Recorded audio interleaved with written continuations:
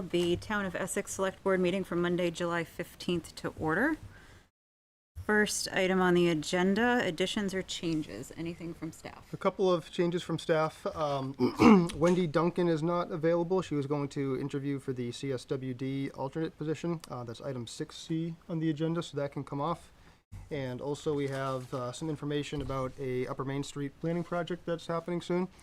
So there's a there's a memo from Catherine Sonic, Community Development Director, and a flyer about the event that's coming up on August 1st. I'd like to add that to the reading file, please. Okay. Anything from the board? Greg, did you get the correction for the minute? Yes, I passed that on to Tammy. Hearing nothing from the board, I would entertain a motion to approve the agenda as amended. Thank you, Ethan. Is there a second? A second. Thank you, Andy. Discussion? All those in favor, please signify by saying aye. Aye. Opposed, nay. We have an approved agenda. Next on the list, public to be heard. Public to be heard is a time for us to hear from members of the public on the consent agenda items and items that are not on the agenda. If you do wish to speak, please state your name, state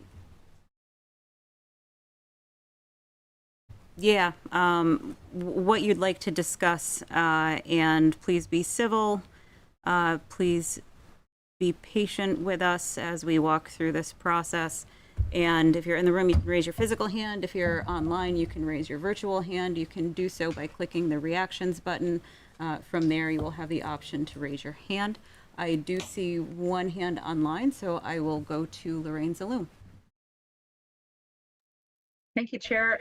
Just a quick note, I don't know why, but a few times when we try to watch the recordings, there are misses in the recordings, some technical difficulties, and in the Planning Commission meeting, the sound was cutting out. So I don't know if there's a way to test those ahead of time before you end up going before the public.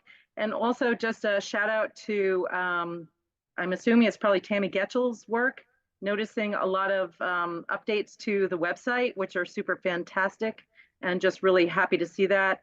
And also, my sister had recently utilized one of the uploads. I don't know if people are aware, but we have a sidewalk issue with a couple of, like, where the caps are for the, I think, water and sewer, and they're pulled up, and I didn't realize you can just take a picture and upload it right to online. And I'm not sure if the community is aware of that, and that seems to go to Public Works. And just super happy to see that. I'm super happy to see you can see a record of it. And just whoever's doing that, just thank you, thank you, thank you, and keep on. Thank you so much. Yeah, thank you. Greg, do you know if that's the C-Click Fix? I believe that's C-Click Fix. Betsy, come on up.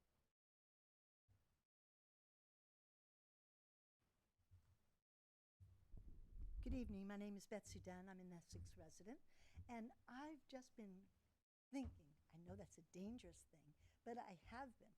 And you know how the governor would like us to have every town, to be aware of starting to conserve lands so that we have that by 2030, 30% of Vermont be conserved. And I would be interested in us conserving our parks. I think that would be a great thing to do.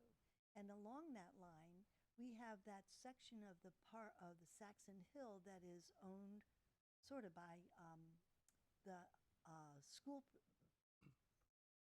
system, I think, owns that 80 acres, or how many acres is it, Ken? It's 90 acres. 90 acres. The school And district owns it. they have to offer it to us for $1 before they can give it to anyone else. So I think it would be really a very interesting thing to do and get that so we can have that whole area conserved, so we protect it from development. Thank you. Good idea. Thank you. Any other comments from members of the public?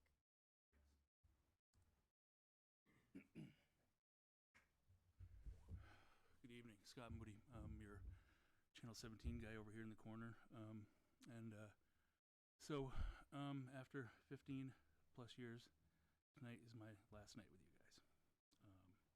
Not going to get into the weeds, but it's time for me to go, and it's time to close this chapter of my life. And I want to let you all know how much of a absolute privilege it's been to record your town and your city and village's history over the last 15 years. I've seen a lot of people work their butts off here and do their hardest for this town and for the city. A lot of you folks here up here that do the hard work of the people, and a lot of these people behind me and online who care about this town, and I've come to care about it over the years, and so I just want to say thank you, and you have my deepest gratitude, and it's been absolutely a privilege to do this and be a fly on the wall to your history. So I just wanted to say that, and I appreciate all the time that I've been here. That's all. Scott, thank you for your service and your dedication. It's appreciated. Yeah, thank you so much, Scott. You'll be missed. It's meant a lot to me. This town in particular.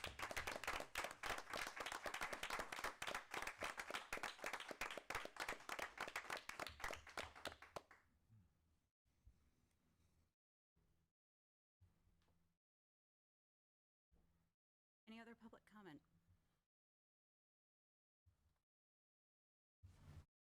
Seeing none, we will move along to the consent agenda. I would entertain a motion on the consent agenda. Make the motion, we approve the consent agenda. Thank you, Ethan. Is there a second? Second. Thank you, Andy. There is no discussion on the consent agenda. All those in favor, please signify by saying aye. Aye. All those opposed, nay. For the record, I forgot to vote. I'm voting yay, in favor. Motion carries 5-0.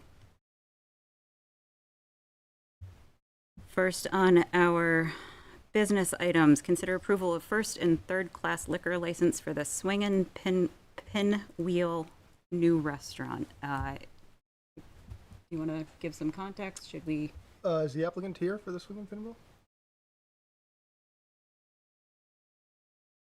If not, I think we should probably postpone that. It's a new applicant. We typically want to meet with them, make sure they hear the admonition. It's also an opportunity for the applicant to speak about their business and tell us a little bit about what they're starting and what they're bringing to Essex. So with the board's permission, I would recommend tabling that. Is there any objection to that course of action? No objection. All right.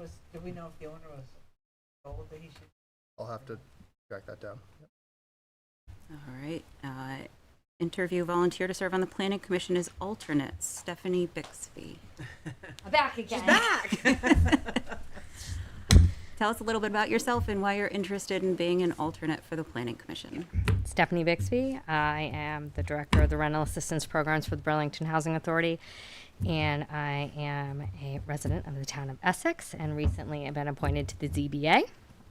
The reason why I applied for this was because Sharon Kelly suggested that with the conversion of the ZBA and some of the planning commission stuff going to a DRB and the interest in that it would be good exposure for me to sit in on the planning commission meetings a little bit more and get an idea as to how they look through and go through those development review applications. And as the alternate, I could kind of just sit back, observe, and take in how it's done. So I was like, sure, sounds good to me. And so I applied, and that's why I'm here tonight. Well, welcome back. Thanks. Any questions from the board?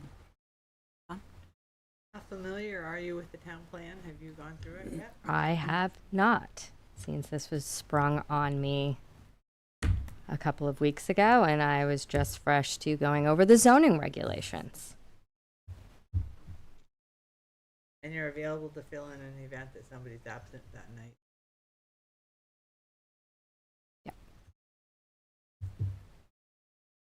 Other questions?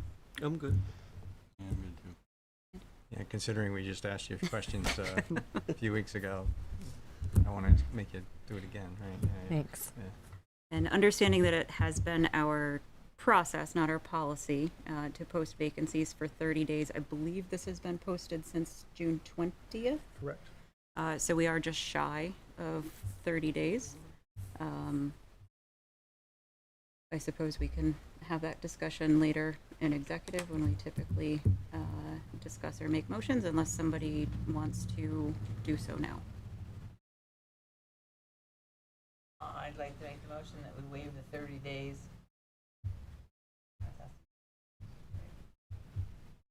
As appointments. Well, I mean, there's no policy that says we have to. It's just been our process, so I don't Right. think that there's anything official for us to waive. Well, then I would like to waive the. All right, who just messed with my mic here? I'd like to waive the 30 days and appoint Stephanie. Okay, is there a second? Thank you, Don. Thank you, Ethan. Is there discussion? Technically, she was here prior to 30 days, so that's good enough. Hearing no discussion, all those in favor, please signify by saying aye. Aye. Opposed, nay. Motion carries 5-0. Welcome. Great. Thank you so much. Thank you. Skipping over item C, which was removed from the agenda. Item D, consider approval of extension of term for advisor to the Police Community Advisory Board. This is Jody Kamen. She's been an advisor. She was one of the, I guess I'd call it a founding member. She was with BEST for a long time, recommended the PCAB.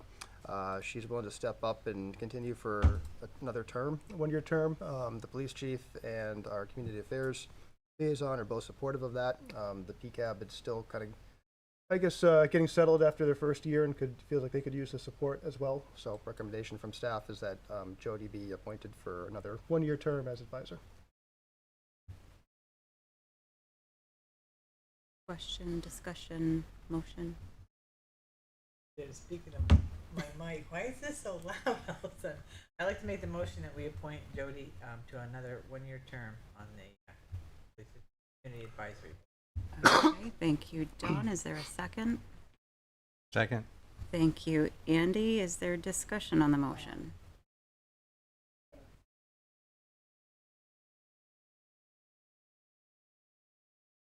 Seeing none, all those in favor, please signify by saying aye. Aye. Opposed, nay. Motion carries 5-0. Moving right along, consider pedestrian crossing request on Vermont Route 15 Center Road. Good evening. All right. Glasses. This is saying at least we don't have to wear ties anymore. Right. What's that? There used to be a policy that male employees were required to wear neckties. Oh. Yeah. Certain parts of the year. Yeah, we removed that policy. Okay. Issue before you tonight is whether the select board will support the residents' request to install an additional pedestrian crosswalk on 15 Center Road between the intersections of Essex Way and the Town Plaza at 86 Center Road, and request that by VTrans, from VTrans, and have them conduct an engineering and pedestrian safety study. Over the years, we've seen requests to install a crosswalk across this section. A little bit of history on that corridor. We do have a 5-foot wide concrete sidewalk on the north side of that section of road. Back in, I believe, 2008, we constructed a 8-foot wide paved multi-use path on the south side between Saybrook to, I believe, Sunset, and then from there we carried on an additional section of sidewalk. So in all those designs, there was no provision to put in a crossing there. Looking at it, I pulled some numbers off of GIS, and it's a 0.63 mile section of roadway, both sides. So it's well over half a mile. There should be more provisions for pedestrians to cross safely even in that corridor, seeing as how we're seeing a significant increase in the amount of pedestrian traffic back and forth. And with the only, safe alternatives to cross that section of 15 being at those two intersections I just spoke of, Essex Way and the Price Chopper parking lot. It's just probably a good idea to probably put another one in there. So the process involved, and over the years, we've had to tell residents, that's the state's corridor, it's the state's right-of-way. We don't have the authority or jurisdiction to install any type of facilities within their rights-of-way. So it was discussed, and we would send them to District 5, and it would disappear for a year. This year, there's a considerable amount of people that have been requesting to install something, or at least to initiate it. So that's why we're here tonight. All these requests need to go to V-Trans, but it needs to be initiated by the municipal board, the select board. So in your packet here, I have a map of the area in question, which will be an attachment to the support letter. And I have a letter here requesting from V-Trans to bring this project and this request forward to them for a pedestrian safety study here, and to see if we can initiate some sort of progress, I guess, move forward here a little bit and get something that's a little more safer than we have now. So, I don't know, I noticed one of the requestees in the audience tonight. I don't know if Sally wants to come up and say anything to you folks, but So,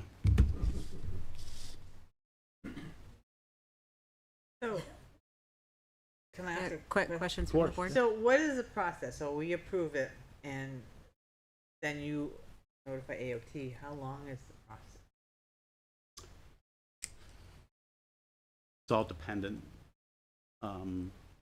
what their workload is at V-Trans, what priority it has in their queue. I do know they kind of triage projects as they come in, and these requests as they come in. If it's a high priority or a significant danger, the projects will bump even though something has been in the queue longer. I don't know, I could give you an exact time frame of when this. Given the close calls I've seen there, I really hope they make it a higher priority. Especially with the addition of the ice cream shop there, it's a lot more pedestrians going through. And that's a tricky intersection. I've noticed it at least 3 times driving eastbound 15 back towards the center. People will use that lane, right turn lane, to go into Saybrook, thinking it's for the ice cream stand.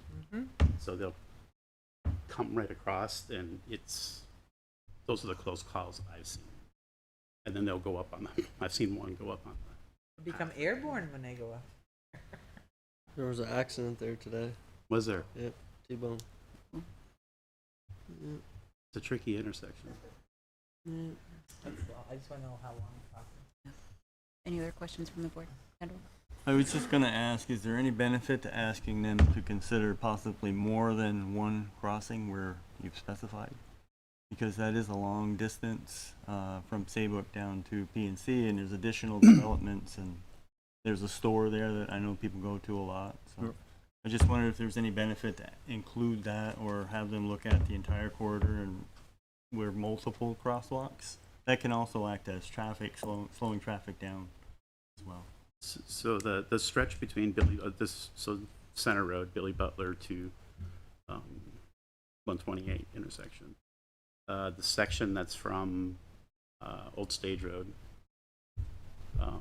Butler's Corners.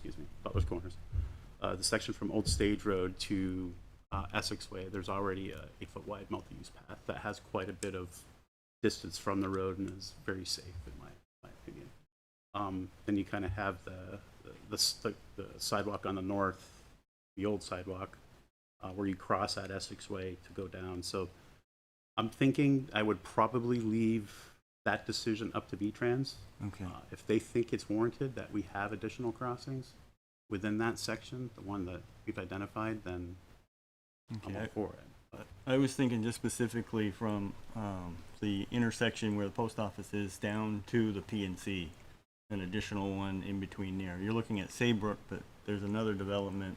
no, we would be looking at putting in a crosswalk between Essex Way, the post office road there, Essex Way, that intersection, and Price Chopper. Oh. So we'd be crossing Center Road. But just one, right? So that's what I mean. If was there any benefit to ask them, instead of specifying the location, look at that entire 0.6 mile section and see if additional crosswalks might be needed? I don't know. I don't have an answer for you, Kendall. Okay. Well, I think my personal opinion that more than sufficient for somebody to walk 1,500 feet yeah. to another crosswalk than to have them every 500 feet or so. And quite honestly, this request would probably be for something like the rapid flashing beacon crossings that we have throughout town. I hesitate, and I believe V-Trans would probably hesitate on putting more than one in that section. Okay. The safest way to cross a pedestrian across a state highway like that, 15, is at an intersection. Those rapid flashing beacons can at times be problematic, especially mid-block crossings like we're. Okay, thank you. Any other board questions? Okay, I'll turn it over to public comment or questions. Again, if you're in the room, raise your physical hand. If you're online, you can raise your virtual hand. Betsy, I saw your hand go up first. If you want to come up and. Maybe I'm mistaken, maybe I'm not, Betsy Dunn, sorry. That at coming across to Essex Way from the other side of 15, there's a light at that, and there's also it's a fairly long walk light that if they push the button, they've already got a walk light there. Yes. And at Saybrook, I mean, that's pretty close to that. But even if you did it down between Saybrook and where the Essex Beverage is there, somewhere in that vicinity, that would be an interesting length of time, a length of highway that you're covering for people crossing one side to the other. Yeah, and like I said, I would likely defer to the transportation engineers and professionals to. But what I'm asking is, I'm not asking it well. You're asking to have a new walkway at that same corner that's got the light on Essex No, Way? within the corridor, that section of roadway between those two Okay, intersections. that's what I misunderstood. That's okay. Sally, come on up. Now, I cross Route 15 all the time. So there's two places where I see most people cross. One's at Saybrook, and the other is in front of Essex Discount Bank. And can you just state your name for the Oh, record? sorry, Sally Fleury. Thank you. I'm sorry. I'm sorry. Yeah. So, we have a trailhead right where the Saybrook entrance is. Daycare, food shelf, ice cream shop. Yeah. Just to get traffic to slow down. I can just see people from Saybrook getting out of their cars and hitting the pedestrian light to get out and take a left.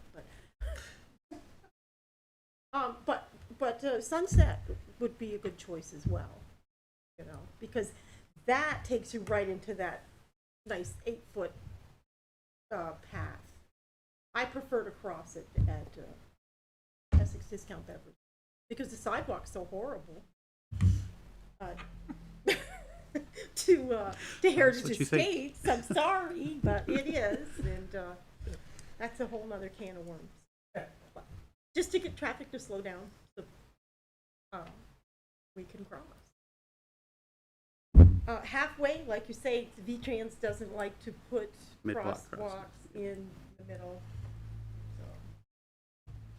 Sunset may be a viable alternative, because it is an intersection. Yes, and we're going to see a lot of changes to the Saybrook intersection,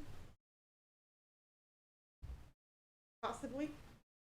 So it would be kind of nice, maybe if we could get away with Essex Discount Beverage, and then when they develop the Yando property, they can, that whole ball of wax taken care of. That whole intersection, like Dawn says, it's crazy right there. Somebody wants their ice cream. Thank you. you, Sally. Speaking of which, what time do they close to? 9. Thank you. No more hands in the room. Lorraine, I see your hand up online. Thank you, Chair. Yes, the ice cream is really good there. I live, of course, right across from there. One of the things about a V-Trans study that concerns me is given the increase, just looking out my window of bicycling and foot traffic, there's been a heavy increase for the last couple of years in our observations, sitting here right next to that section. And I see a lot of kids, and I am concerned that kids are going to get killed. And what our observation is, there's kids coming out of Sunset that cross to the store next door to the Essex Discount Beverage. And the other heavy crossing intersection, as Sally said, was the trailhead over at Saybrook. And of course, the ice cream has attracted a lot of people, and it's causing issues too for people getting out of Saybrook as well. So the other thing, sadly, that might need to get looked at the same time in terms of the traffic study is possibility of even a light there coming out of Saybrook, especially if Yando is going to be built on and developed. I hope there's a way, maybe our public works director can impress upon V-Trans to start considering as part of the traffic studies, not just the car traffic, but also pedestrian traffic and a way to count pedestrians as well in terms of increase. I think that time has come, and we need to start integrating that into our studies. Thanks. And really, thank you guys for bringing this. Sally, I really appreciate it. John and I watch in fear every day when we watch these kids. Many kids are without helmets as well. I had a brother who had a TBI. He had a bike accident and a coma, so it scares me. And we have seen death on this road too, so it's just an accident waiting to happen. I'd like to prevent that. Thanks for your bringing this up. Thank you, Lorraine. Any other public comment or questions? Seeing none, I'll bring it back to the board. Any other clarifying questions, or would someone like to make a motion? Make a motion. I move that the select board approve the staff recommendation and forward the request for an engineering and pedestrian safety study on a section of Vermont Route 15 to V-Trans and send the attached letter to V-Trans. Thank you. Andy, is there a second? Second. Thank you. Ethan? Are we all clear on the motion? Any further discussion on the motion? All those in favor, please signify by saying aye. Aye. Opposed, nay. Motion carries 5-0. Thank you. Thank you. Thank you, Ryan. Next on our agenda, consider approval of request from Conservation and Trails Committee to enter memorandum of understanding to create a tree nursery. Steve, come on up. Good evening. Steve My Dowd name's is here Steve from Dowd. Conservation I'm actually and Trails. joined by colleagues on my committee. I have Ken and Betsy. And I'm delighted to finally have the opportunity to discuss this with you. We've been working on this. I've been working on this for over a year with the relationships that I have. So again, this is about a memorandum of understanding between the town of Essex and the Center for Technology Natural Resources Forestry Program to create a tree nursery. We should really look at the need for this before we even get too far into this. We have well over 200 ash trees in greater Essex alone. Now that's according to our survey that we took in 2016. And we don't, we've gone out and we've spotted what ash trees, but the number of ash trees in the town is far greater than that. The problem is the emerald ash borer. These trees are going to die. We absolutely cannot protect these trees against the ash borer. We're injecting some trees of fair size because we want to preserve them, but that's prohibitive in cost to be able to do that, and we just can't hold them back. So again, we're treating some of the healthiest of those with an injection. It's not going to work in the large. We're looking at Meadows Edge and we're looking at Lang Farm, among other community areas, to even update our survey. Now, many of the neighboring communities around us have tree nurseries. South Burlington has a tree nursery. Burlington has a substantial tree nursery program. Essex Junction has a tree nursery. We need to replace trees. This is the answer to doing this. We have been involved. There's our Tree USA plaque up there.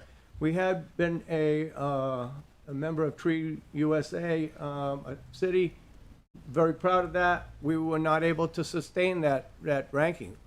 We need to have a better program. We need more money to be able to do that. We'd like to be able to update that. We also have an Adopt a Tree program. Great idea, especially since we're going to lose so many ash trees, but we need a supply of trees, in a manner that we can afford in order to even offer to members of the public. So what you have in front of you, or what you've looked at, is our tree nursery initiative. We're talking about diversifying as an answer as we lose these trees. So basswood, sugar maple, white oak. Actually, Chuck Weil was, threw in some of those ideas. We're talking about planting 20 to 30 trees in the first year and 10 more trees per year thereafter. These are going to take probably 3 years in order to mature so that we can replant them. But it's a plan, I mean, it really puts us in the market to be able to, as these trees go down. I have had a number of great conversations with Aaron and our Public Works Department. We're not talking about our committee going out and just planting trees all over the place. We are fully in sync with Public Works in being able to have the discussion and just offer the trees so that as we move these back into our community, we've got what we need. There's a Vermont Urban Community Forest Program. There's a grant, a tree planting grant. So we're working on that. Our next deadline for that is in January. We'll be ready. We need to spend $5,000 as a minimum to be able to file that application. We can do that. I mean, there are things that we need in many of the programs. We're, again, in conversation with Aaron, we're 4 years away from developing our new community site, but that's going to involve some tree planting there too. So that would be a way to approach that. So when we're talking about a 5-year plan, this clearly falls right into the progression of replacing trees, having trees for our new community development area. So there is a program, Branch Out Burlington. They have a tree sale in the spring. If we can put our act together, which we really should be able to do, then we're going to be ready to be able to make that purchase in the spring. Tell them what we need, have it in advance. That's the way we are. I would love to answer any questions that you might have about that. I will tell you that we're talking about planting trees on CTE forestry land. They presently have an accomplished apple orchard there.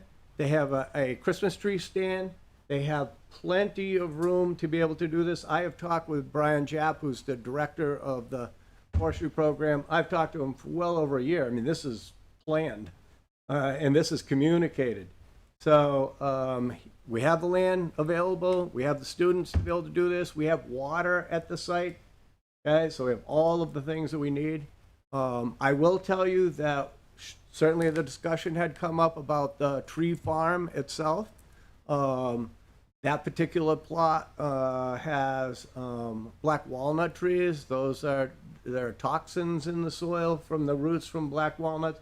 It's not that land couldn't be used. It would be over time. So our discussion has been, let's get this started where we have water and where we have everything, and and it's close to where students are.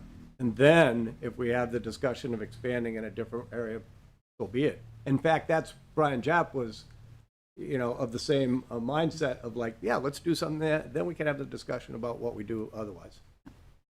Questions from the board? Yes, sir. Is there any way that you could include the planning in your MOU? Because right now, the Public Works Department, if I'm correct, you hire somebody to replant the trees that you take down?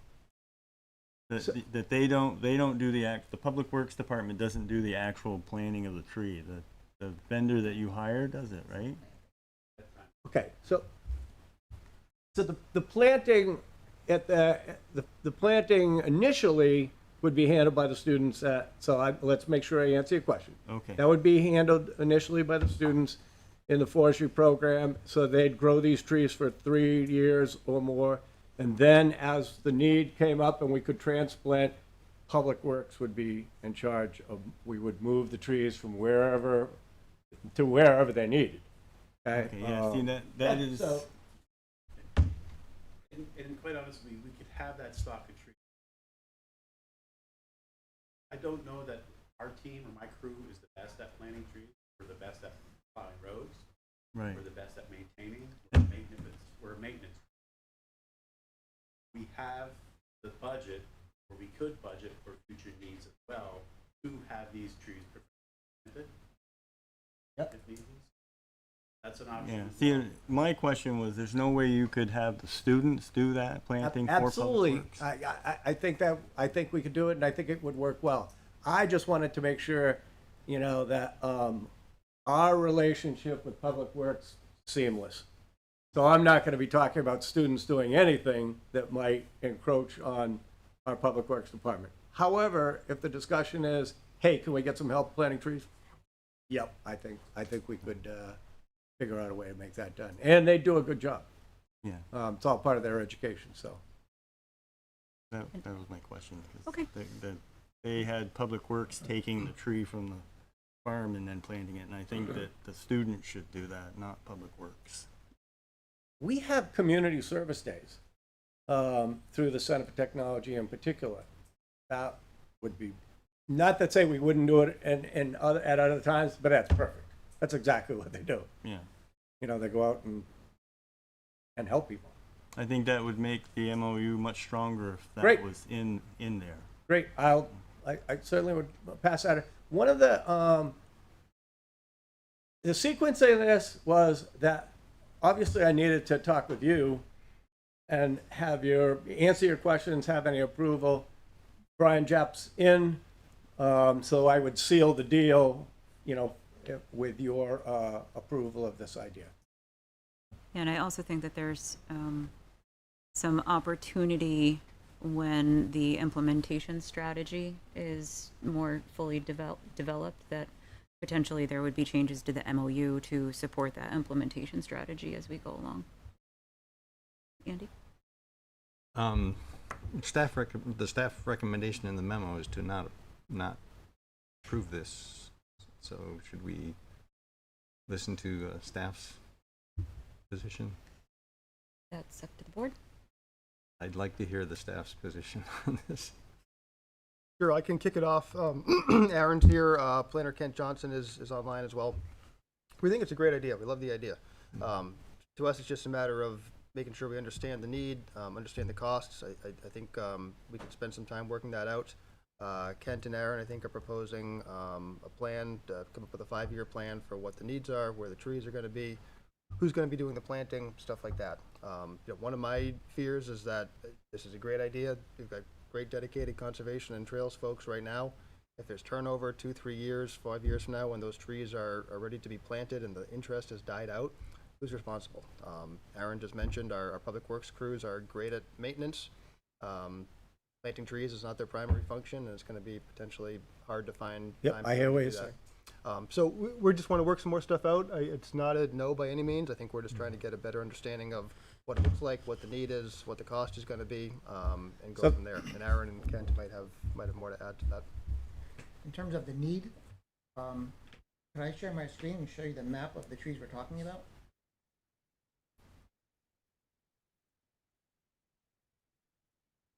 I'm not opposed to it. I want to make sure that we're staying to the consideration of the MOU as opposed to more diving into a full-fledged plan. Okay. I would prefer to answer, any of the questions that you, and here is a inventory. This is a 2016 inventory, but those are just ash trees. Just ash trees. Every one of those trees is doomed. That's where we eventually get them all. Be prepared is the idea.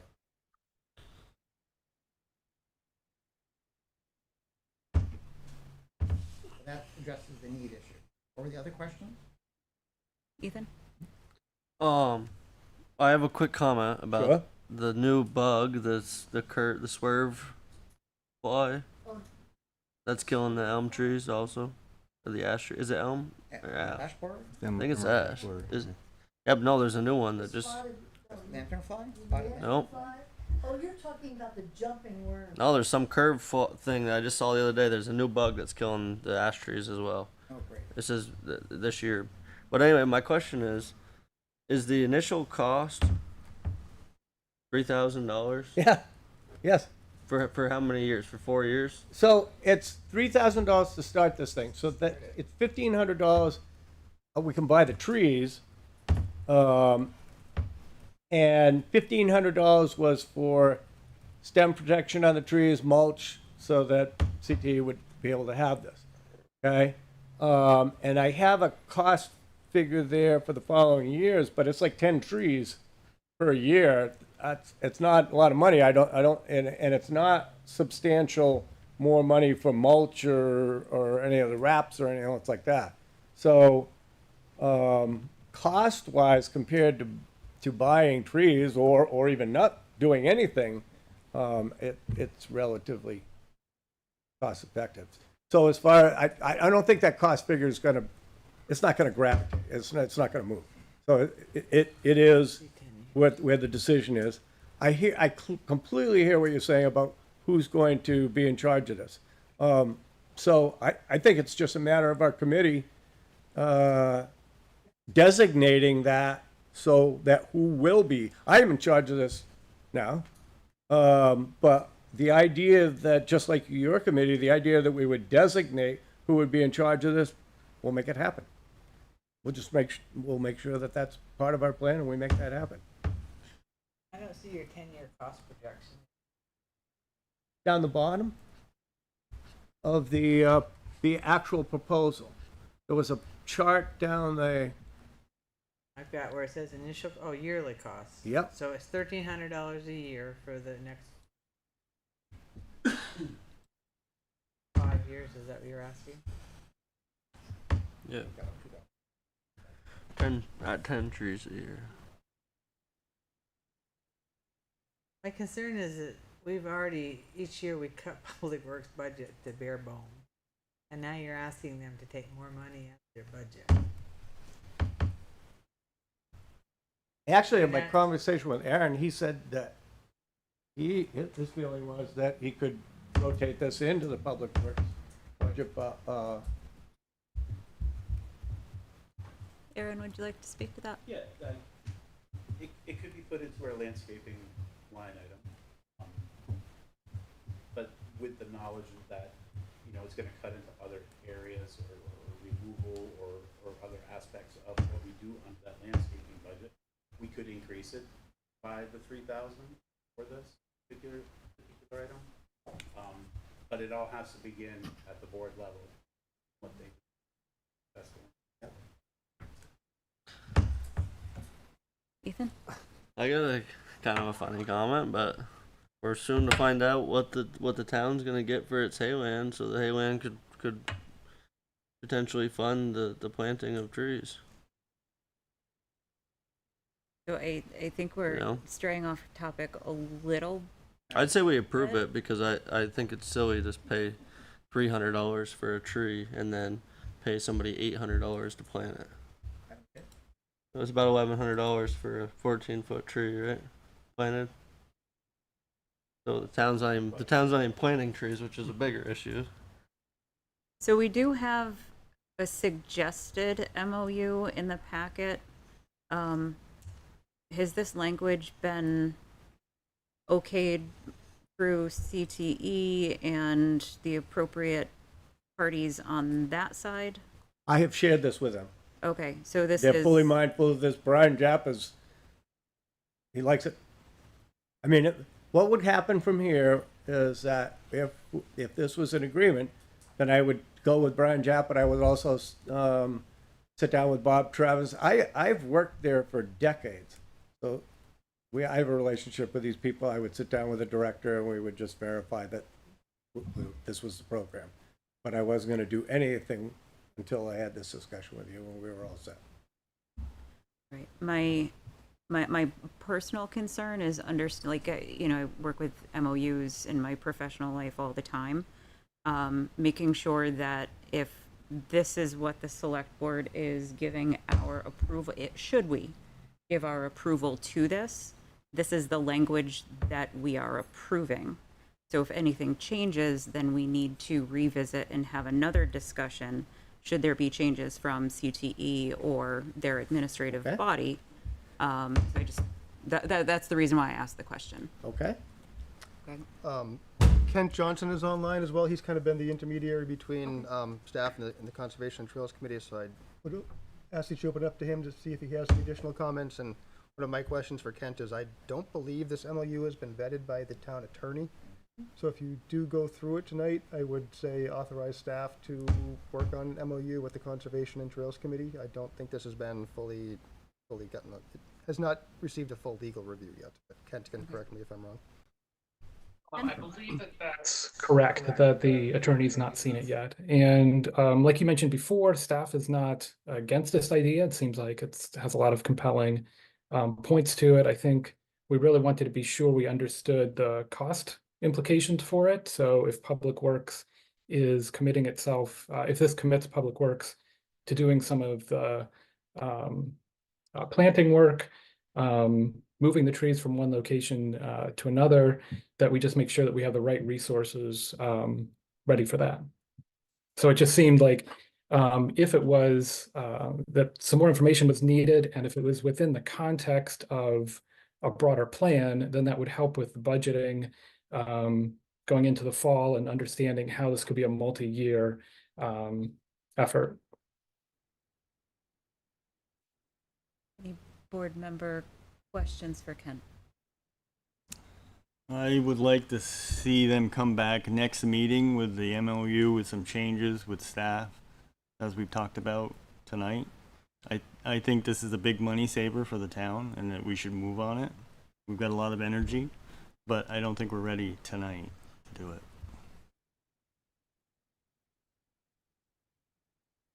That's my 2 cents. Ethan?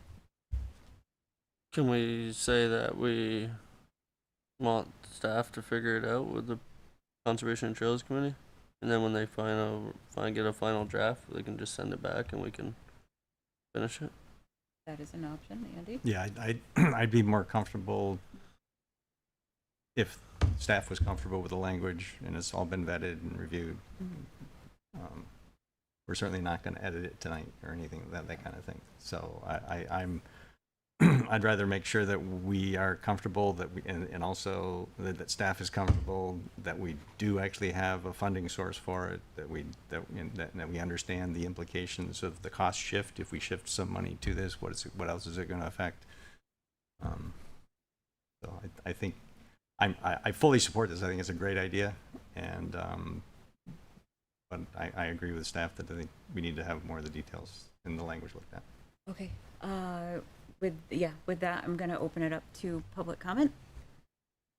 So it was the committee's intent and hope that the select board would in fact punt it, direct it to staff to work out the details of the MOU. We're not a commission. We cannot do with anybody. So we do depend on staff to do that.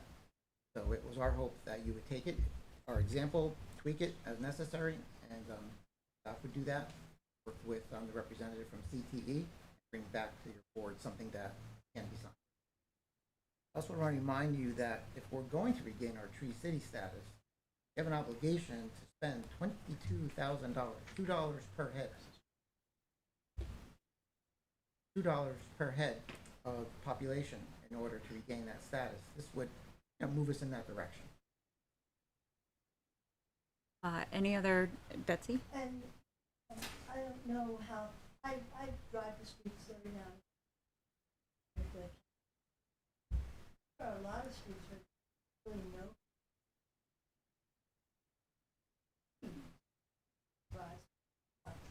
For everything.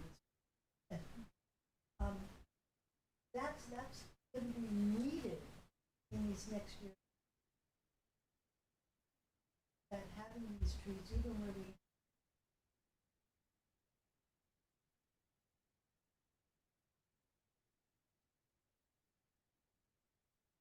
so I say is the initial outlay, sort of like I'm making it, but that if you're going to buy solar energy, the initial outlay to get it is, but it pays off in the long run. And that's what will be. How much did the tree for Arbor Day cost us? The tree that we planted at the middle school, just a tree, cost $600 retail. You saw it, it's not huge. And so, we're talking really pennies to it. Any other public comment online? Seeing none? Oh, yeah, come on up. Yeah, hi, Sally Fleury. Sorry, I didn't see you. As someone who has planted over 100 trees in her life, this is a great idea. I can see where staff is concerned about sustainability, but I think these guys have got it all. I would have never been able to afford these trees from a gardener supply or whatever. So, Winooski Parks. There's another The organization. Innovale? No, they have the Winooski Conversation. They have a tree sale every spring as well, and that's where. Great. And, it's amazing. It's amazing. 5-10 years you've got it. Yep, very good. Thank you.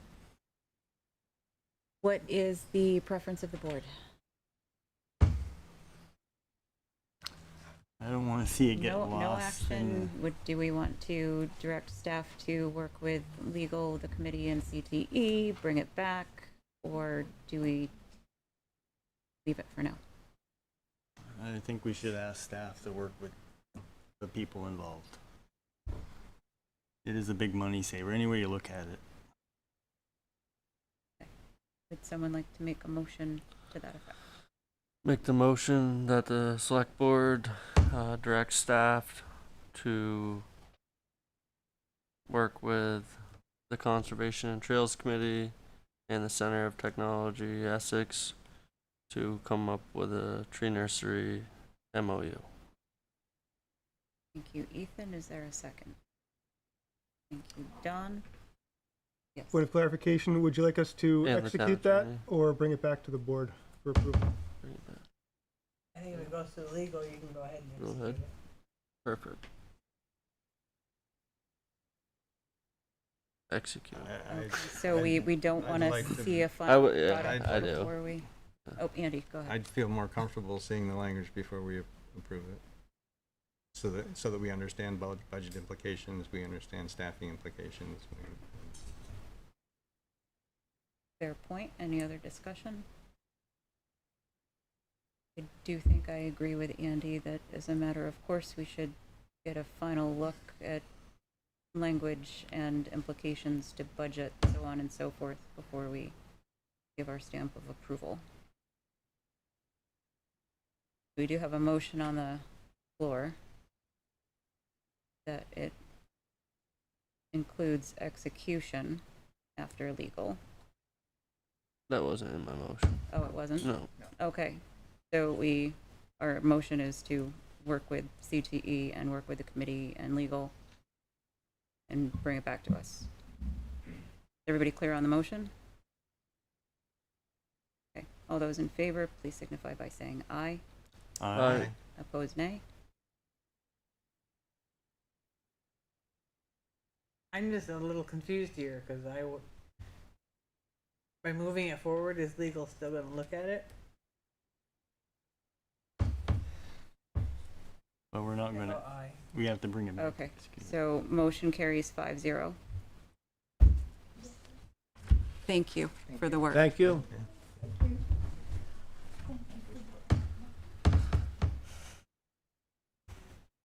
Okay, next, oh, I almost skipped over that one. So in your packet, there is a memo from me. Tracy, You had done it there. if I can, the applicant for the swing and pinwheel is here. If you're able Thank to, you. willing to adjust the agenda to hear that application, to go back to that item. Thank you. You told me that and I promptly forgot it. Is there any objection to going back in the agenda? Nope. No? Okay. Come on up. Thanks, Aaron. Swing and pinwheel, Give me just a minute to get. 6A. So this is the liquor applicant, right? Yep, so this is, we're jumping back to consider approval of first and third class liquor license for the Swing and Pinwheel, which is a new restaurant. Yes. Could you tell us a little bit about the restaurant, the cuisine, maybe why you chose Essex? So, And also a little bit about yourself. okay, my name's Andrew Mechanic. I've been in the culinary field since I was 17, so it's going on 40 years. My wife and I had the Swing and Pinwheel restaurant in Burlington for 7 years, starting in 2014 up to 21, and after the pandemic, we decided that would probably be a good time to jump out. Did some other things for 3 years, mainly had the donut bus up at Big Lots. And after a couple of years of doing that, decided I want to jump back in. We waited, we looked for places, and then when Cody's Irish Pub closed, I jumped on that and signed a lease. And now would like to do the Swing and Pinwheel again with the same menu, which is a breakfast lunch place. Kind of a interesting, different type of breakfast and lunch fare. People loved it, and let's see, we're changing the name slightly. The Swing and Pinwheel LLC is our legal name, but we're going to do business as the Pinwheel. And yeah, we're as far as the alcohol is concerned, we're just going to do breakfast drinks, maybe some beer for lunch, possibly wine, but just a little bit of liquor, like Bloody Marys and so forth, till about 3 o'clock. So we'll be open 7 to 3, Wednesdays through Sundays. Okay. Any questions from the board? Ethan? You're gonna have donuts? If I can't sell the donut machine, I might have to start making donuts again. So.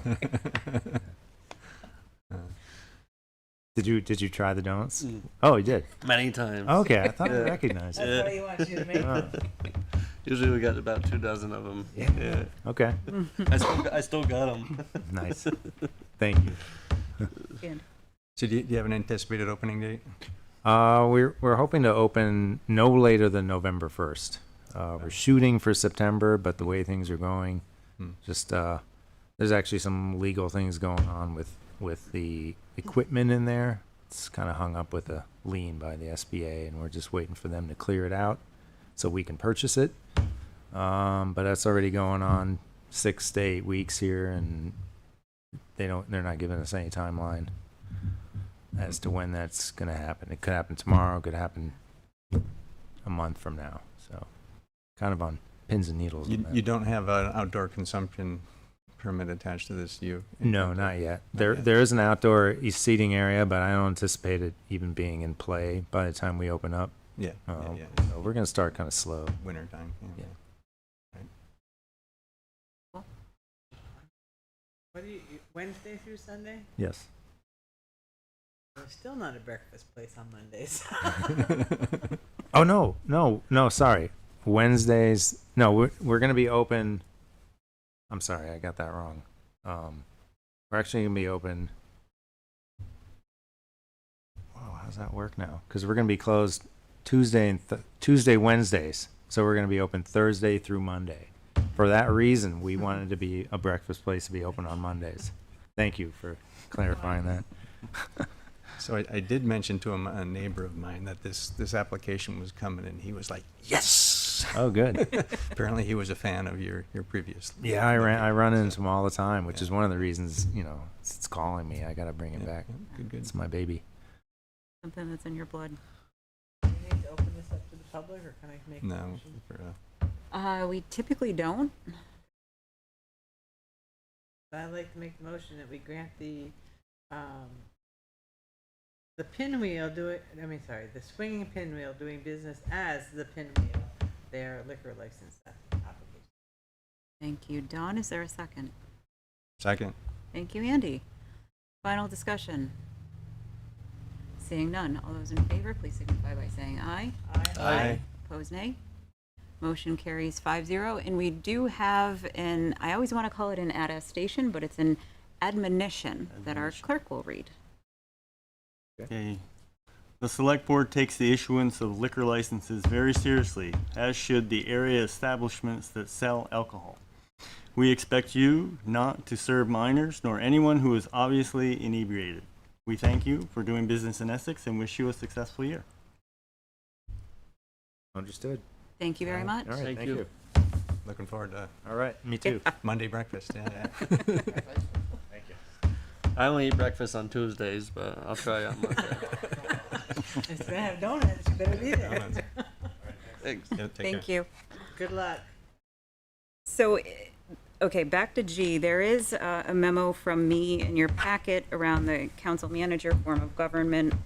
In thinking about the approval of goals for fiscal year 25 for our manager, I thought it would be a good reminder of the form of government that's in place in Essex, the various roles and responsibilities and authority that goes with it between the board and our manager. It's only in there for discussion purposes. If anyone has clarifying questions, comments, this would be the time in the agenda which you can make those comments or ask those questions.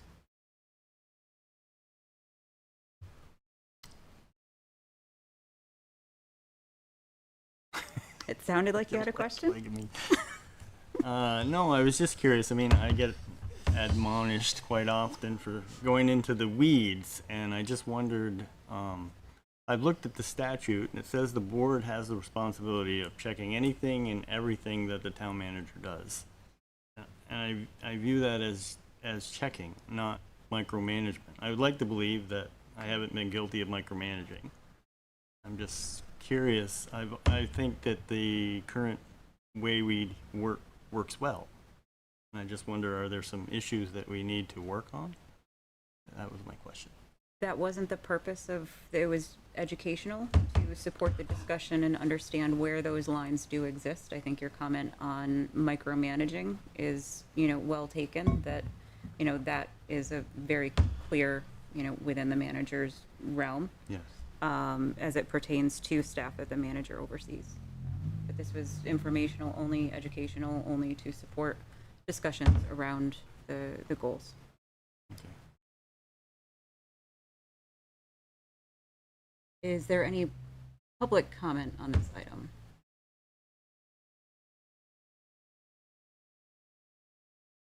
Seeing none, I will move right ahead to my next memo in the agenda. Understanding that, the most important thing for a board is cohesive, clear communication and trust within one another. I'm currently working on this in my professional life with my team of 22 people to really do some team building exercises, relationship building exercises, to have a more cohesive team to effectively communicate with one another, so that even if we disagree when a decision is made, we can trust and assume good intent and leave the room still feeling good about the work that we've put in. So I would like to propose that we have a no business, no action, facilitated team building exercise for the board to really more gel well together, and really build that trust and build those relationships that we should really have and rely on each other as colleagues for lack of a better phrase. But that's my proposal. That's my idea. Since it is my proposal, I'm going to stop talking now and let you discuss it.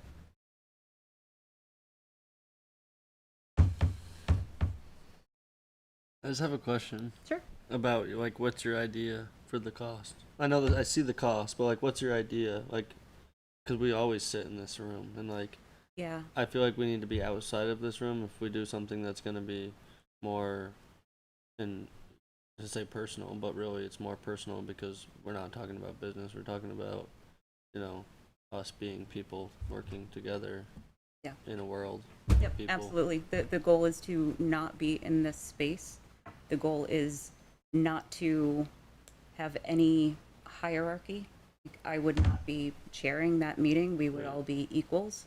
Not in this building, have a facilitated session to really, and I hesitate to use the phrase clear the air because that indicates that like something's wrong. But just, you know, name it, own it, you know, what our communication styles are, what our strengths are, to dig into those a little bit, so that we can really lean on each other as board members.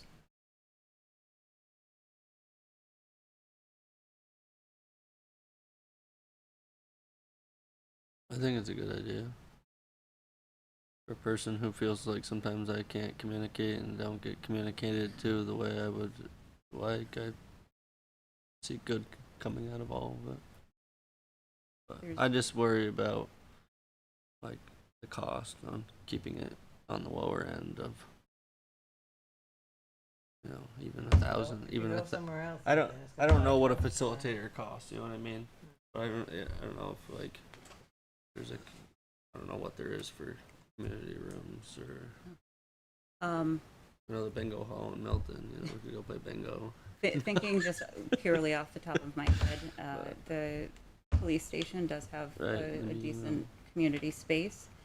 It still is a town building, so that may not be the preference. I would rely on Greg to identify what would be most appropriate in order to have that session. For the it just fell out of my brain. The strategic goals session that we had a couple years ago, is this cost comparable to? Yeah, I based that on facilitators that we've used in the past. It kind of depends on how long the meeting's going to be, how much prep work they're doing ahead of time, how much wrap-up work they're doing afterwards. Depending on, you know, assuming you move forward with this tonight, you can probably get a clearer picture as to what it's going to be and start to gather some more information as to what the cost might look like. But it's probably within that range, would be my guess. Any other thoughts, questions? Computer's yelling at me. I make the motion the select board authorize staff to schedule a team building session and hire a facilitator to facilitate the session, not at 81 Main Street. Do we want to open it up to public comment first? Yes. Okay. I don't care. Any members of the public wish to comment on this item? Ken? Ken Signorello. So I've tried very hard to get my committee to establish a better connection to the select board, the Conservation and Trails Committee. It says right in our mission statement that we are to advise the select board, pretty clear. So I've tried to honor that. I've talked to my other co-chair people, and some of them have a difficult time, I think, making that connection. So possibly you might carve out a section of this team building effort to somehow involve the other chair people of other committees and make it clear to them what you hope to get from them, possibly reminding them that you expect to hear from them. You would maybe in the future ask them for specific things. That always helps, I think. It gives them something to focus on. Just a thought. I didn't see it in the memorandum, but I thought maybe if you could squeeze it in there somewhere, it would be great. Thanks. Thanks, Ken. Patty Davis, I see your hand up.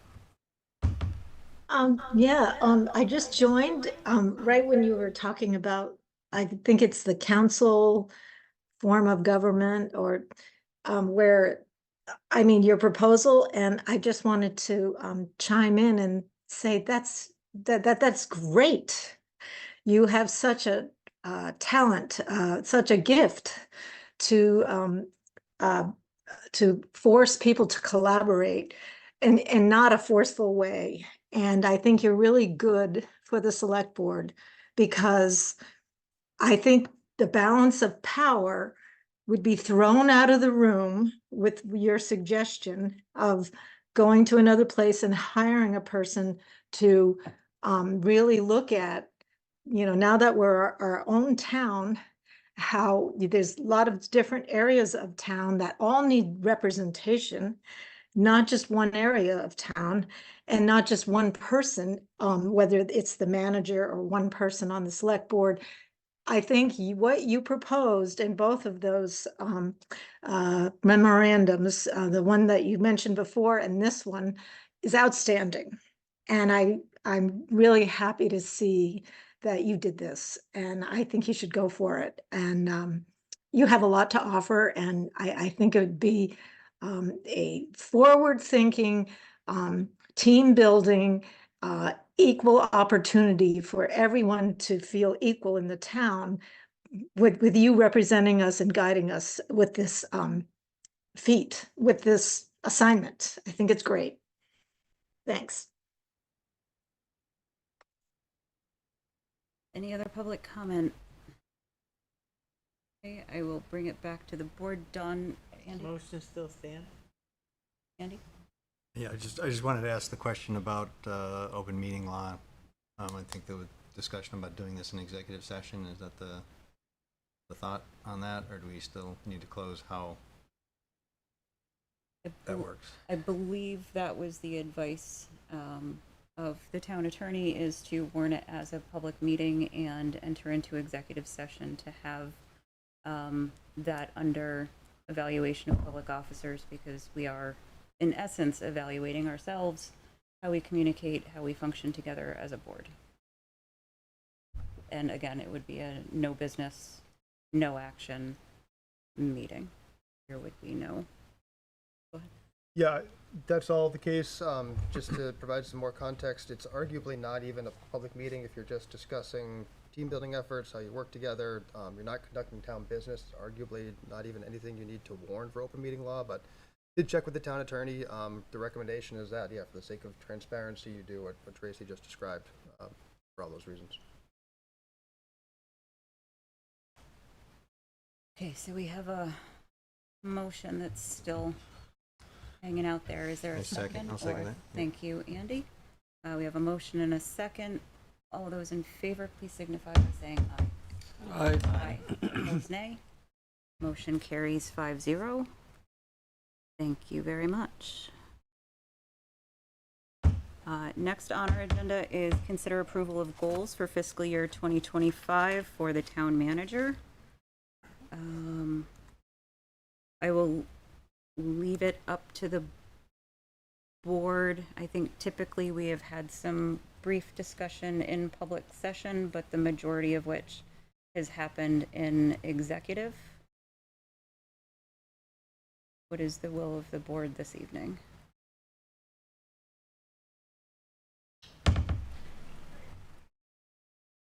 Greg, you put the part in about the concern for Parks and Rec.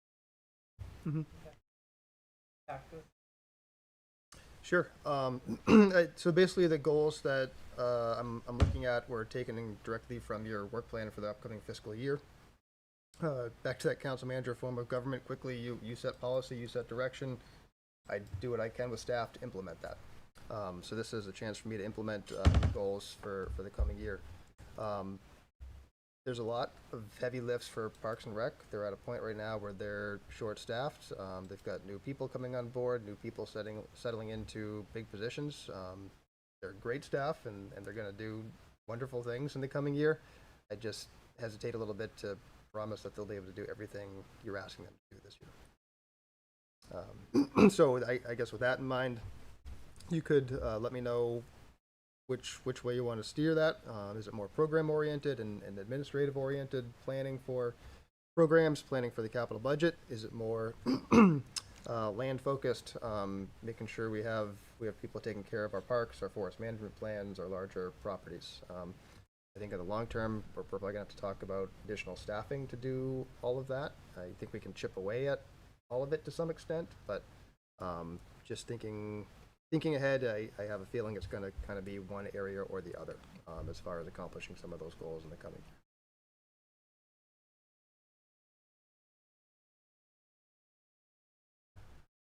year. Ethan?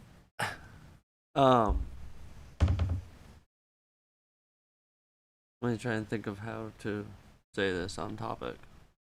But I personally feel that if the Parks and Rec department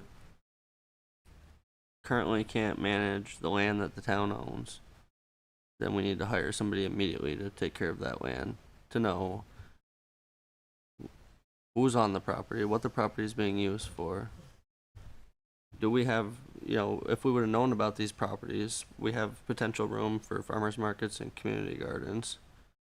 If these things aren't being met beforehand, then there's, a larger issue that I'm now seeing before our strategic planning because of something else that went into this. But if the thought is that there's not going to be capacity to do anything new moving forward, and there's things that aren't being done before, then there's a large issue at hand, and I think that needs to be a discussion on a different topic. But I think that these need to stay goals because they're essential to revenue and development of our agriculture in our town. So, and we have been tweaking how we do this the past few years. The other option that we could take is not do this based on every single individual work item, but focus on the more long-term progress toward the long-term goals. Understanding that those are not as detailed, they're more overarching, but over time they do, your long-term goals then become more detailed into your work items. So that is an option as well. And Greg, I think that you would be open to that. We can have that discussion in executive as well. But to focus on the longer term plans rather than the very detailed, huge list that, through no fault of Greg, the underlying question is, if there is a staffing shortage, should we really be evaluating our manager on things outside of his control? Which I would argue staffing more or less is. I mean, absent any outliers that you're directly responsible for, but, current situation, I would say that that's not the case. Yeah, I just feel differently because there's a situation that impacts in that direct department of land management recently. I mean, property that's been owned by the town for 50 years and nobody knows who's using it. I mean, it's probably been owned by the town for 100 years for all I know. Perhaps, yes, we should have a conversation Later, on, yeah, but I wouldn't pull it out. Okay. Personally. Andy? So maybe you just said this. I understand we have two columns in here. One is goals and one is work items. Are we... Which are we talking about? That's where I was looking at the goals column, not the work item column. It says define goals and objectives.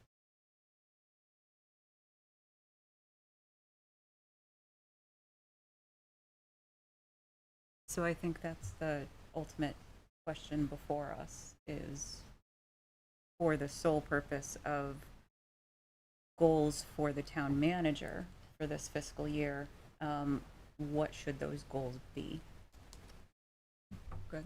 Yeah, maybe just to frame this slightly differently, what you have in the packet, those are your goals, those are your objectives, those are your work items. What's before you tonight is that as part of my contract, we're supposed to define goals, mutually agree upon goals that I accomplish towards your objectives.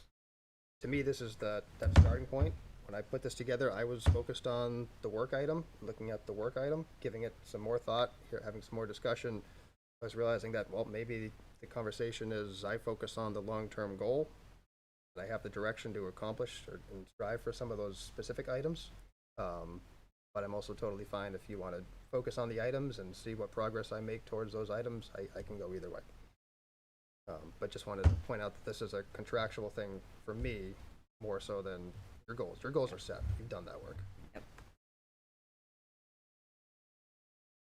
Ethan? So, can you just clarify that for me a little bit more, Greg? Is this the goal and this is the objective? Yeah, so if you remember from the on the May 20th date and May 8th, I think it was, when we did some of the strategic planning work session, we started with values, then we got to the goals, and we got to the objectives. So the work items are all the specific things that the board wants to do, the work items. I tried to assign them to, there's a few different, I think there was 8 different long-term goals, and I tried to just sort of match them up to show, here's your item, and here's what goal it's trying to accomplish.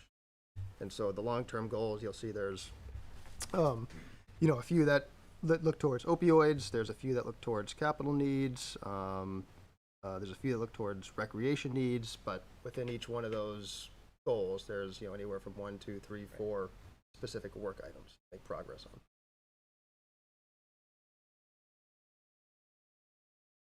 So those work items are our priorities. Those work items are what we're saying are our priorities in the punch list, for lack of a better phrase, for the next year. But we also understand if the staff shortage, those might not be accomplished. So. Yep. So the underlying question, understanding the board and the town manager shall define such goals and performance objectives. Where is there an overlap? Is there a direct correlation? Do we want to set those as our goals? Do we want to set different goals?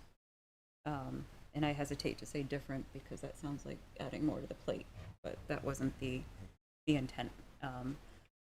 But the overall question is, next spring, what are we going to use to evaluate Greg's performance?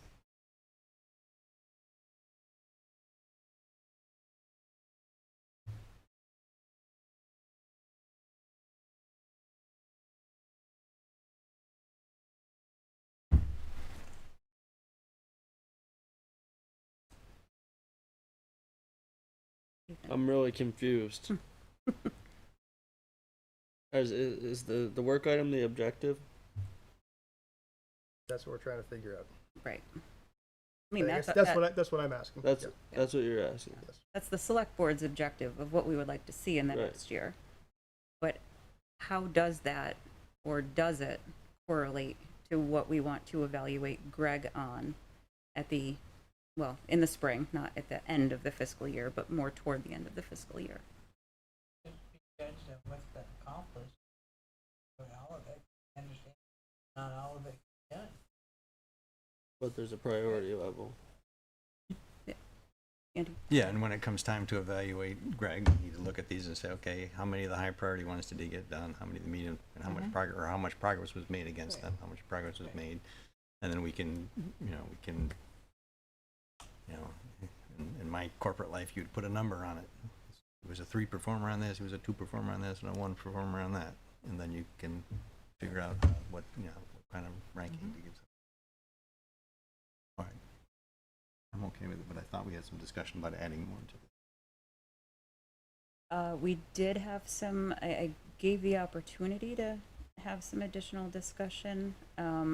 There was nothing that was moved or came out from that executive session in which we discussed that. Right. So, but the discussion, can I talk about what the discussion was? Or do we need to go back into executive I think we session should probably go back into Okay. executive. Okay. The last year's evaluation did get sent out. Mhm. So we know last year what we had said you know, what we wanted to see. I say last year, I mean last fiscal year, earlier this year. So that was sent out to inform this discussion. Well, but yeah, if you want to talk about a past executive, we should probably Do it in save the executive. remainder of this conversation for executive.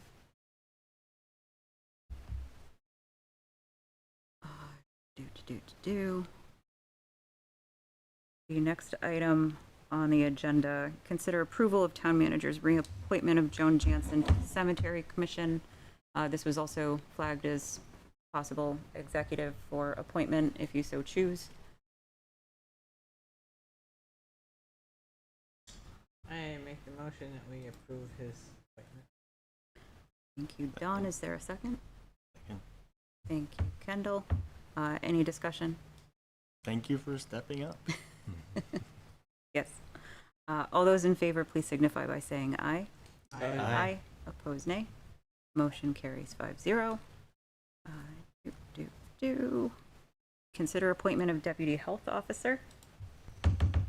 Greg, do you want to give some background on this one? Sure. So as you might remember, Sharon Kelly is our health officer. She's also the zoning administrator. Essex Junction has a health officer as well. Sharon serves as the deputy health officer for Essex Junction, and their health officer has been serving as our deputy. So they back each other up. They support each other, help out if someone's on vacation. If it's a tricky case, they'll work together on that. Essex Junction has had more turnover in their health officer role as of late. They've recently appointed a new health officer. It's one of the members of the fire department over there, so hopefully there's some sticking power this time. But it's coming before you tonight as looking to appoint the deputy health officer for the town of Essex. That person's also the health officer for Essex Junction. Do you have any experience as a health officer? He's gaining it right now. Okay. How long? And has the he- others had not, I'm sorry. Nope, go ahead. So the others had not had experience either. It's been on the job type training. No, you're fine. The new health officer for this city, how long has John been in that role? He took over for Essex Junction as of July 1st. Okay. Any other questions, comments? I think it's a good partnership. Ethan? I was just gonna ask who, but John? Yeah, John. Did I miss it in I think here? it's Raoul. John Raoul. Rowell. Raoul. Keep going. After- Oh, there it is. Yep. Sorry. Not a memo. Thank you. Andy? I make the motion that the select board approve the town manager's appointment of John Rowell as deputy health officer. Thank you. Andy, is there a second? Second. Thank you. Ethan? Any further discussion? Seeing none, all those in favor, please signify by saying aye. Aye. Opposed, nay. Motion carries 5-0. The last item on our agenda is executive session, so we'll move ahead to the reading file. I would like to take a moment to share some news that Marguerite Ladd has submitted her resignation effective August 2nd. I do want to take a moment to thank Marguerite for her years of service and dedication and get it done attitude with a smile on her face the whole time. So thank you, Marguerite, for serving with us. If I may echo that, yeah, just give my praise and thanks to Marguerite as well. She was always a tremendous resource for me.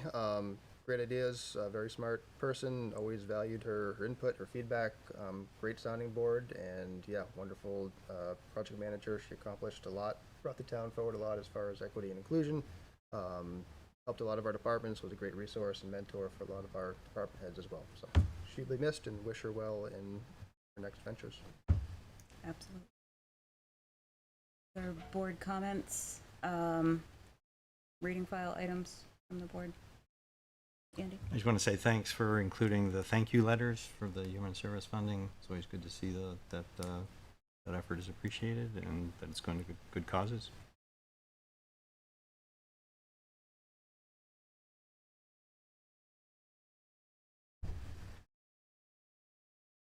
You look like you're developing a comment. You can make I recognize that look. Yes.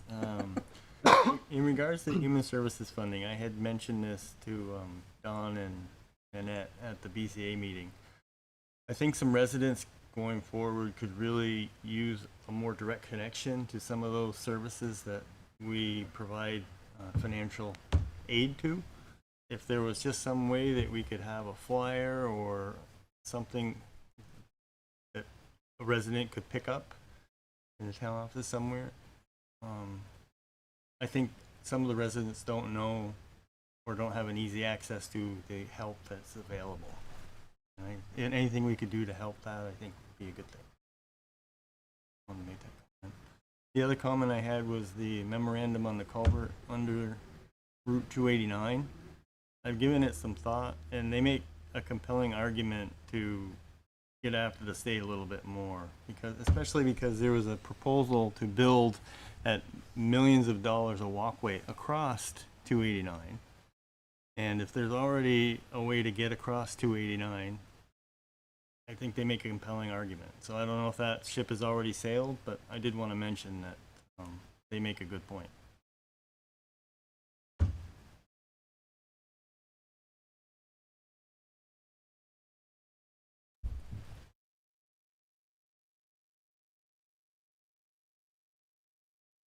Did you have a? Yeah, the Vermont League of Cities and Towns Town Fair is coming up. It's October 1st and 2nd down in Killington. I've gone many times. Town will pay for a hotel room if you want to go.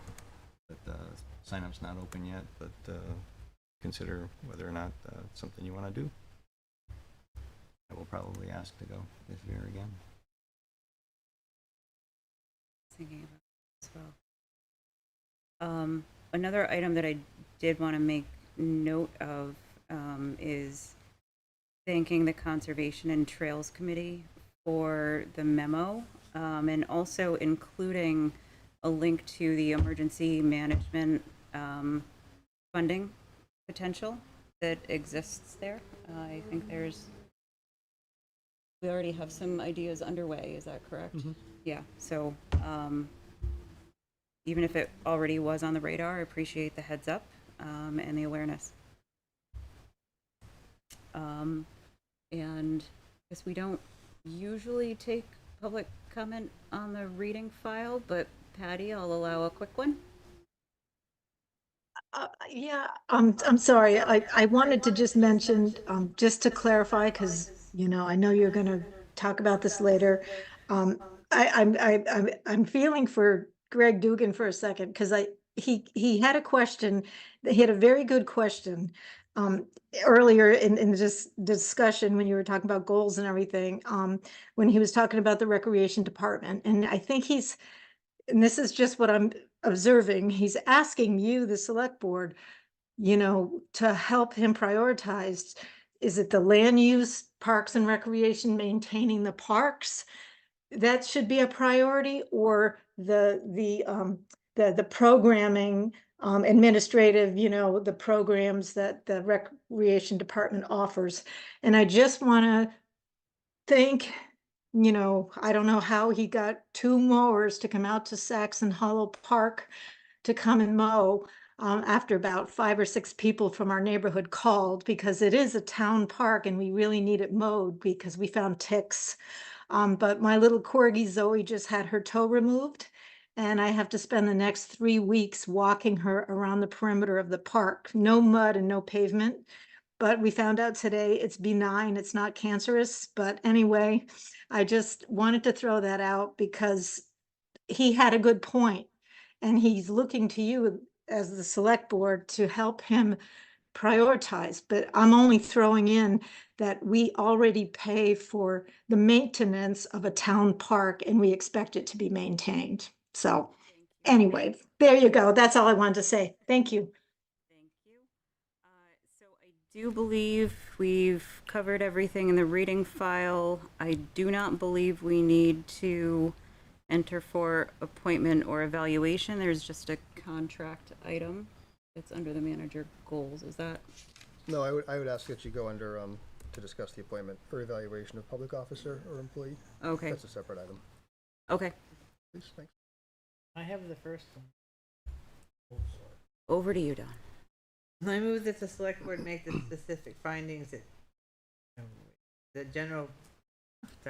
finding that general public knowledge of contracts would place the town at a substantial disadvantage. Thank you, Don. Is there a second? Second. Thank you, Andy. All those in favor, please signify by saying aye. Aye. Aye. Opposed, nay. Motion carries 5-0. I move that the select board enter into executive session to discuss contracts and the appointment or employment or evaluation of a public employee in accordance with 1 VSA Section 313A, 1A, and 1 VSA Section 313A3 to include the town manager. Thank you, Don. Is there a second? Second. Thank you, Andy. All those in favor, please signify by saying aye. Aye. Aye. Aye. Opposed, nay. Motion carries 5-0. Got the other one up. I move that the select board enter into executive session to discuss the appointment or employment or evaluation of a public officer or employee in accordance with 1 VSA Section 313A3 to include the town manager. Thank you, Andy. Is there a second?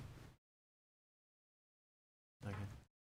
Thank you, Kendall. All those in favor, please signify by saying aye. Aye. Aye. Aye. Opposed, nay. Motion carries 5-0. Will we need any action, potential action when we come out? If you think Probably you're gonna be ready goals. to finalize those goals, yes. Okay, so we may be back after executive. We will join back on the Zoom link in this room, at least to adjourn. Thanks all.